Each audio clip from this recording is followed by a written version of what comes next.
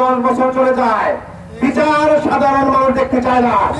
এবার আমরা তৈরি করতে ঘোষণা করতে চাই, অনতিবিলম্বে ঈদের আগে প্রকাশ্যে তাকে সাজা দিতে হবে, না হলে কঠোর থেকে কঠোর আন্দোলন ঘোষণা করা হবে। আর যদি এদেশের শতভাগ মানুষের যান মাল ও ইজ্জতের নিরাপত্তা নিশ্চিত করতে পারেন, আমরা জন্য দোয়া রইল।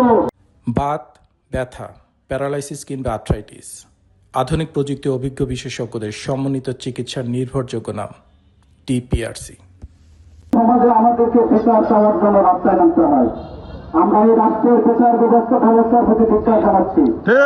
সংগ্রামী প্রভৃতি জনতা, এই রামিসা হত্যার ঘটনার পর ওনার বাবার ভিত্তিতে যখন আমি শুনছিলাম, আমার ঘরে সেম বয়সে একটি মেয়ে আছে, যখন ওনার বাবার কাছ থেকে শুনছিলাম, আমি পড়ে যাওয়ার আগে আমার মেয়ে শরবত বানিয়ে ফ্রিজে রেখে দেয়, সেই বাবার আত্মনাদ আমাদেরকে ওপর কাটায়।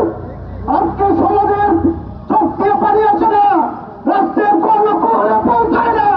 আমরা এমন রাষ্ট্র চাই না। সংগ্রামী জনতা, আমরা এমন বিচার ব্যবস্থা দেখতে চাই না। মাননীয় স্বরাষ্ট্রমন্ত্রী সাহেব, আপনি বলেছেন আইনের ব্যবস্থার কথা, আপনি বলতে চাচ্ছেন মধ্যযুগীয় আইনের ব্যবস্থার কথা। আপনি মধ্যযুগে কেন ফিরে যাচ্ছেন? আমাদের এক ছোট্ট শিশু আসিয়া গত 1 বছর আগে ধর্ষিত হয়েছিল, তাকে সেখান থেকে চার্জশিটভুক্ত আসামিদেরকে জামিন দেওয়া হয়েছে। সেখানে তালিকাভুক্ত যে আসামি ফিকু, সে এখন আপিল বিভাগে সে আপিল নিয়ে আছে। চাই না সে কবে আইনের ভাগ পুকুর দিয়ে বের হয়ে যায়। ব্যবস্থা চাই না। দেশবাসী, আমাদের নারীতে বাড়িতেও রামচন্দ্রপুরাতে আমাদের একজন মেয়েকে হত্যা করা হয়েছে।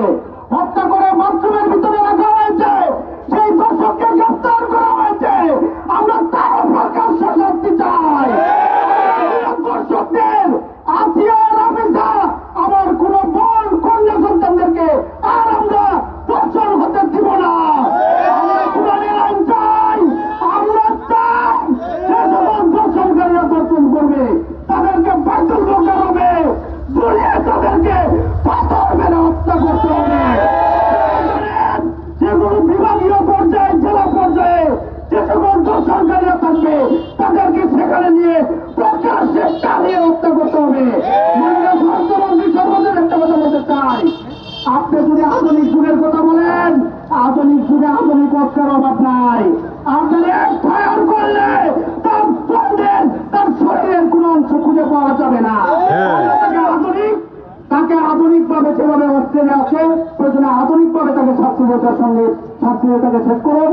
আমি সংগ্রামী দেশবাসীকে আহ্বান জানাচ্ছি, আসুন আমরা ঘরে বসে থাকবো না, রাজপথে